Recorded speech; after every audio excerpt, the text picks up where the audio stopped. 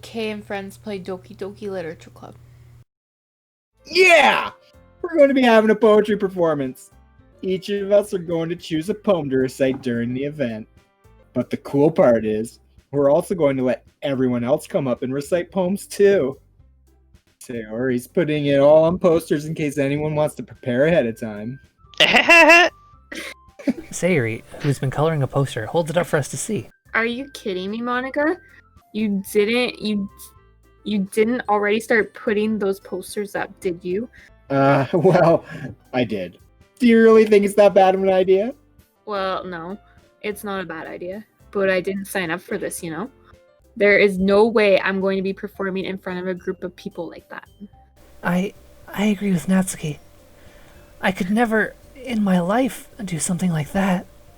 Imagining it, Yuri shakes her head in fear. Guys. No. Sayori, I understand where they're coming from. Remember that Natsuki and Yuri have never shared their poems with anyone until just a couple of days ago.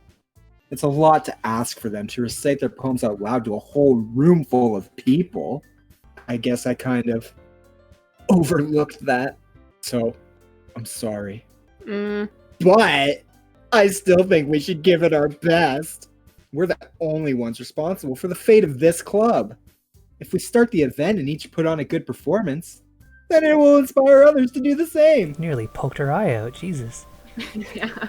And the more people who perform, the better we'll be able to show everyone what literature is all about. Yeah. It's about expressing your feelings, being intimate with yourself, Yeah. finding new horizons, and having fun. That's right. And it's those reasons that we're all in this club today. Don't you want to share that with others? To inspire them to find the same feelings that brought you in here in the first place? I know you do. I know we all do. And if all it takes is standing in front of the room for 2 minutes and reciting a poem, then I know you can do it. Natsuki and Yuri remain silent. Sayori looks worried. I guess that leaves me no choice. I agree. I don't think it's too much to ask. I think that Sayori and Monica have been trying really hard to get new members. The least we can do is help them out a little bit. Well, maybe, but... It looks like Natsuki doesn't have any arguments left. Okay, fine. I guess I'll just have to get it over with. All right. Phew. Thanks, Natsuki. What about you, Yuri?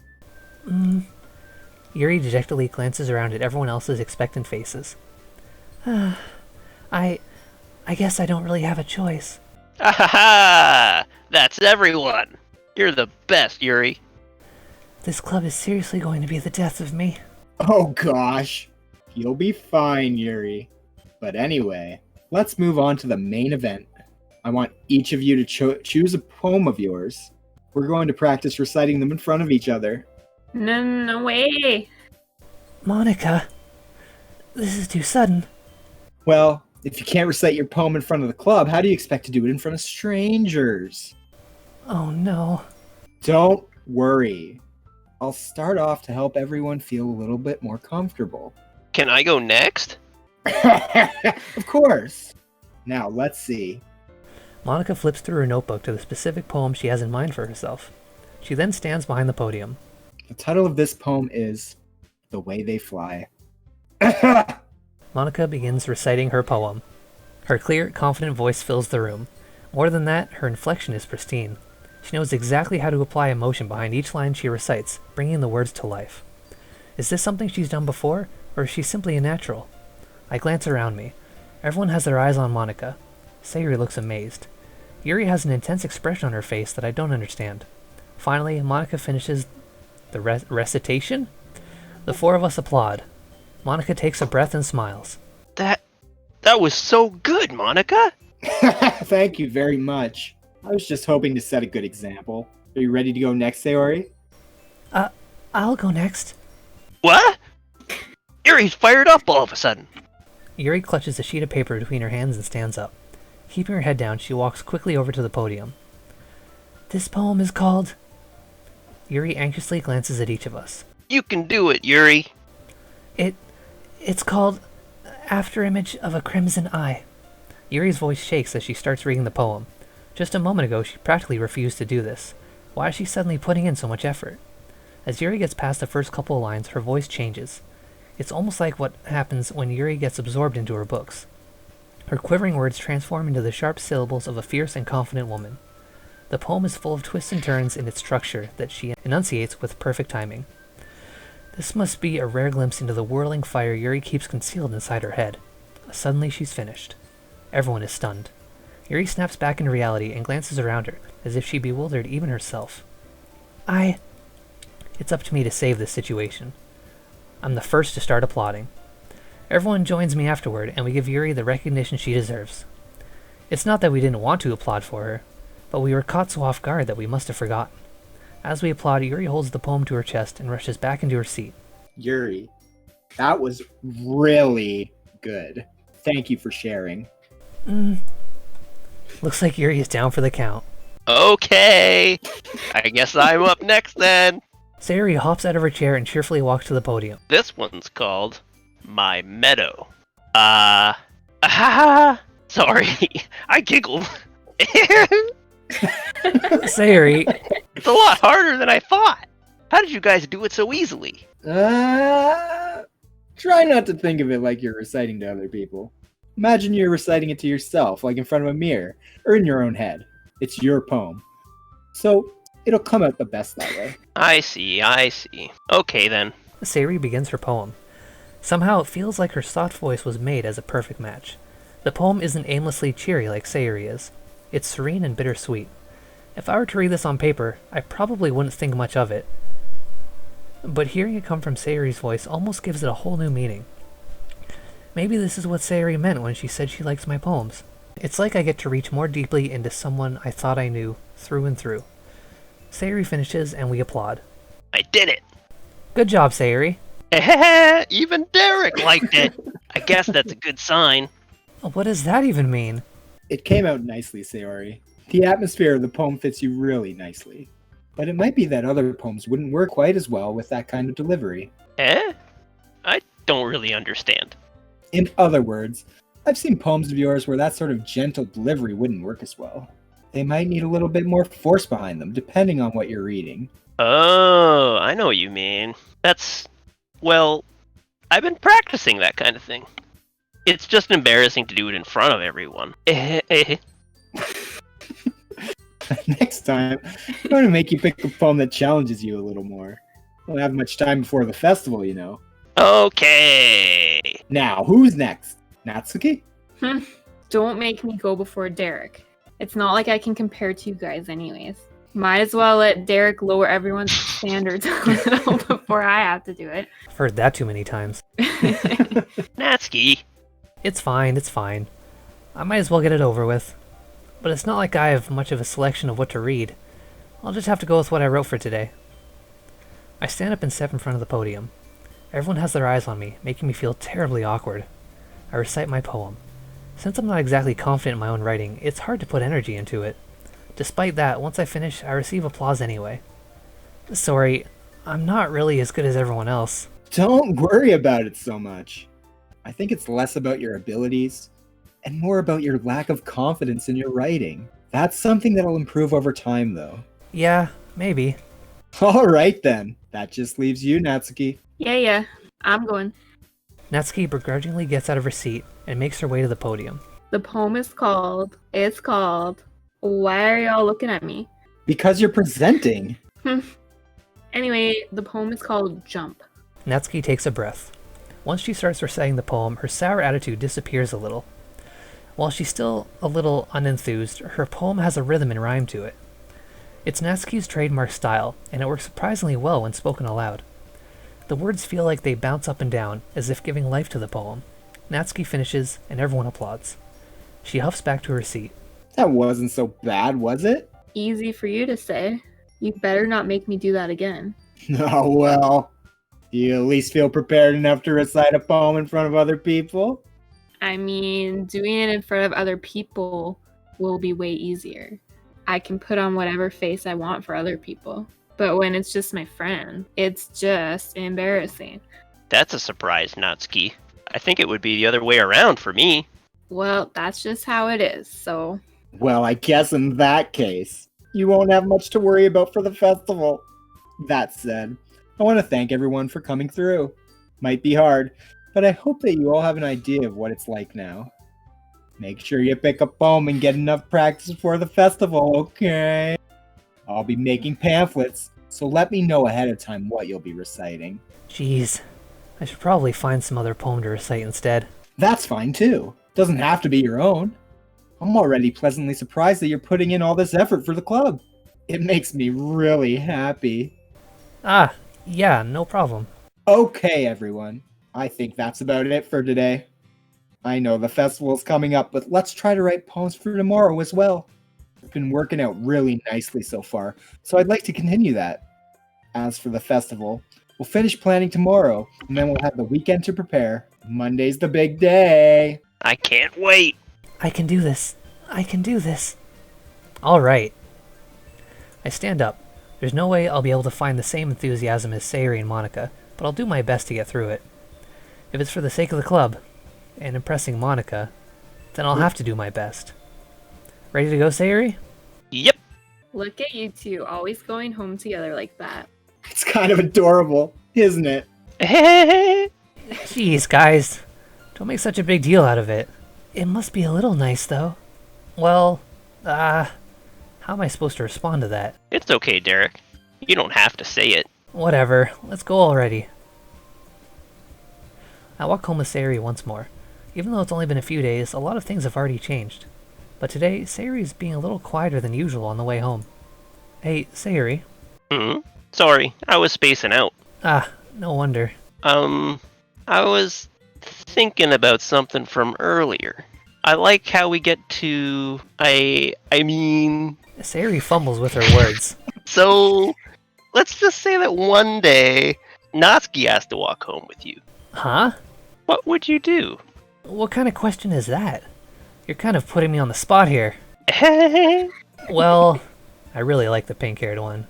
She's cute and feisty. But I also really like Rob's delivery on all of the lines. I think I gotta go with my heart. I like the cute pink small one. Walking home with Natsuki, huh? Why does the thought of that make my heart pound? I mean, I think I would be afraid of what she'd do to me if I turned her down. Isn't she so cute and fun to be around? That has nothing to do with what I just said. You admitted it! Jeez, there's not even any point in speculating something that's never going to happen. Well, maybe. But I just like to think about it. It's not long before you won't need me anymore. You know? Need you? Sayuri, I can't figure out how you're seeing things in your head right now. Sorry. Everyone is different. Nobody in the club is a replacement for you. If you say so. The conversation trails off, and I'm left feeling awkward. But it was kind of her fault for trapping me with such a weird question. I can't just lie to her. But if there's something that makes her happy, I would hate to take that away from her. That's why I said there's no point in speculating. Then again, the festival is only a few days away. Who knows what'll happen in that time? Unstable. Vivid. Agonizing. Starscape. I'm wearing headphones. Let's pick headphones. Oh, my favorite color's up there. Yeah, I'll go pink then. Oh, you my boy. I like pink too. It's a good color. Dazzle. Infallible. Ooh, I like vanilla. Boop. Boop. Yeah, I'm going boop. Going with the boop. It's a good It one. might be Natsuki. Parfait. Sticky. Extreme. Kawaii. Fester. Ew. What? Like Uncle Fester. Just like Uncle Fester. I was thinking that too, like, oh, like in the Addams Family, Uncle Fester. Vibrant. Incongruent. Yeah, I guess entropy. Vitality. All right, Rob, now you gotta make it a I'll good pick one. a good one. Don't Alright, worry. Rob, your last one. Make it a good one. Let's make it mouse.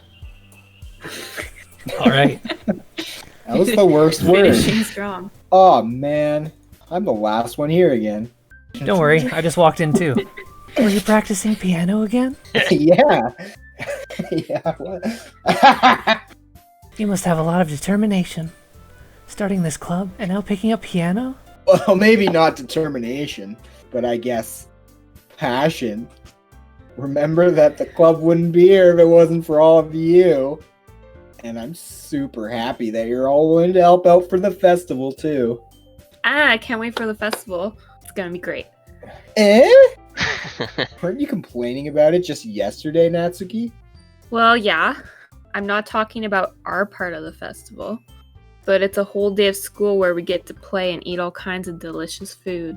You sound a bit like Sayori all of a sudden. Monica, do they usually have prize? Quid. That's a pretty specific thing to look forward to. Oh, come on. That's Oh, the most come on. Canadian reading ever. Oh, come on. Are you saying you don't like squid? You, of all people? Eh? I didn't say I don't like it. Besides, what do you mean by you of all people? Because it's right in your name. Monica. Eh? Not how you say my name at all. Also, that joke makes no sense in translation. Never mind. Let's just focus on our own event for now, okay? Fine. Your reactions aren't as fun as Yuri's or Sayori's anyway. Excuse me, where is Sayori anyway? Oh, there you are. Sayori sitting at a desk in the corner of the room, looking down at nothing. I walk over to her. Hey, Sayori. I wave my hand in front of her face. Eh? You're spacing out again. Sorry. Don't mind me. You can go talk to everyone else. Huh? Is everything alright? Of course. Why wouldn't it be? It just feels like you're a little off. Sorry for assuming things. Jeez, don't worry too much about me. I'm fine, see? Sayori shows me a big smile. Don't let me distract you from having fun with everyone. Well, alright. If you say so. I worriedly glance at Sayori before turning back toward everyone else. But the conversation is already dispersed, and everyone back at their usual activities. Maybe I should ask Monica if she's noticed anything about Sayori recently. Since they've been preparing for the festival, they must be spending a lot of time together. I timidly approach Monica, who is shuffling through some papers at her desk. Derek, what's up? Hey, this might sound a little strange, but have you noticed anything up with Sayori recently? Anything up with her? In what way do you mean? Maybe I'm reading into it a little too much, but she seems a bit downcast today. Oh, you think so? I can't say I've noticed anything about her. Monica peers across the room at Sayori, who is idly dragging a rubber eraser up and down her desk. Maybe there's something on her mind. But I'm surprised I'm not asking you, Derek. You certainly know a lot better than I do. Yeah, but she's never really like this. She's always talked to me about things that bothered her. But this time when I asked her, she was really dismissive. Sorry, I know it's not your problem. I just wanted to ask you if you knew anything, so I'll drop it now. No. It's important to me, too. I mean, I'm also friends with her. And I also care about the well-being of my club members, you know? Maybe I'll try talking to her myself. Are you sure about that? She seemed like she wanted to be left alone. Are you sure? Maybe she just has a hard time bringing it up with the person of interest. Person of interest? What do you mean by that? I'm saying that maybe the thing on her mind is you, Derek. Me? How on earth would you come to that conclusion? Well, I probably shouldn't say too much, but Sayori talks about you more than anything else, you know? She's been so much happier ever since you've joined the club. It's like an extra light was turned on inside of her. What? No way. Sayori is always like that. She's always been full of sunshine. It's not any different now than it always has been. You're so funny, Derek. Have you thought that maybe you've always seen her as so cheerful? Because that's just how she is when she's around you? I said too much. I'm sorry, what do I know anyway? I didn't mean to jump to conclusions. So you should just forget about what I said. I'll try to talk to her, so try not to think about it for now. Alright. Monica smiles meaningfully. I know she said to forget about it, but I already know that I won't be able to get her words out of my head. Monica stands up from her desk and walks across the room to where Sayori is sitting. I watch her kneel down next to Sayori and gently talk to her, but she's keeping her voice so quiet that I can't hear her from here. I sigh and sit myself down. I know Sayori told me not to worry about her, and to have fun with everyone else. But that's impossible to do when she's behaving like this. Exactly how much do I care about her that I'm letting this weigh me down so much? Now it feels like I'm the one behaving out of the ordinary. But there's nothing I can do besides wait for Monica. Why does it feel like I'm being watched? I glance around the room. Suddenly I notice Yuri peering at me from over her book. But she looks away just as quickly with a flustered look on her face. I realize that she won't get anywhere like this. I've never really seen Yuri approach anyone or start a conversation on her own accord, so I have no choice but to approach her myself. By now it's a little easier for me to do that. I stand up from my desk and sit in one next to her own. I didn't mean to bother you or anything. Relax, you didn't even do anything. But I could tell that you wanted to be alone with your thoughts. Alone with my thoughts? How are you even able to tell that I was thinking like that? Well, it's something that I do a lot, so it wasn't hard for me to spot based on your posture and expression. Not that I was staring or anything. I didn't do anything creepy like that. In any case, I guess you were right. I'm sorry if I caused you any concern. Don't apologize. Your troubles are only the concern of those who willingly share in that concern. Of course, there's certainly those who find the most comfort in keeping to themselves. But if you would prefer to share what's on your mind, then I would be glad to listen. It's really not that big of a deal. I was just feeling a bit uneasy about Sayuri. Sayuri? Yeah, she seems a little off today, but when I asked her about it, she didn't want to admit it to me. So I can't help but wonder if something happened to her. Oh, that's quite romantic. Huh? Sorry. I didn't mean to say something stupid. It's not that. I just didn't want you to misunderstand. Sayuri and I have just been friends for a long time, that's all. Ah, I see. Then perhaps it is unusual for her to be dismissive to you about her feelings. Or maybe I'm just reading into it a little too much. Derek, the world is full of meaning, often hidden deep beneath plain sight. And there are many untold mysteries behind every person, no matter how well you may know them. Ah, so you think that there might be something behind it after all? I think that Sayuri is a very complex person. Her mannerisms on the outside don't always match what may be going on inside her head, and she may not always know what she wants. I noticed her strange behavior today too, and I also feel some concern for her. But in your case, it looked like she was fully occupying your thoughts, wasn't she? Well, I guess that was the case. Sayuri, she really means a lot to you, doesn't she? I guess. But you don't need to put it that way. We're just good friends, that's all. Yuri suddenly looks deeply into my eyes. Her expression is gentle and curious, as if she was searching for something. Embarrassed, I avert my gaze. Sometimes, a person's mysteries are untold, even to themselves. And you, as someone honest and caring, may uncover feelings you weren't aware were in you. That is, I think that she would be a very fortunate person to have you feel that way about her. Yuri, you're giving me too much credit. I'm a pretty simple guy, so I think I'm pretty good at understanding my own feelings. I'm not nearly as sophisticated as you. That's not a compliment, is it? It is what it is. Anyway, as long as we're here, why don't we do some reading? Well, as long as you're okay with it. Yeah. I should be taking my mind off this whole thing anyway. Why don't we go ahead and get started? Yes, let's. Actually, I have a request. Do you mind if I make some tea first? Not at all. Thanks very much. If there's one thing that can make my reading time here any better, it's a nice cup of tea. Not to mention for yourself as well. Yuri stands up and makes her way to the closet. I follow and watch as he retrieves a small water pitcher from the shelf, the kind with a filter inside. Can you hold this for a second? Sure. Yuri hands me the water pitcher and also fetches an electric kettle. I'm going to plug this in at the teacher's desk, and then we'll go get some water. She walks past me and sets the kettle down on the teacher's desk. I simply watch her movements. To my surprise, the way she moves really contrasts her speaking mannerisms. Especially because of her long legs, Yuri appears elegant and methodical. Okay, may I have the water pitcher? Thanks, I'll be right back. I might as well walk with you. Yeah, why not? Shall we go then? Yeah. Where are you two off to?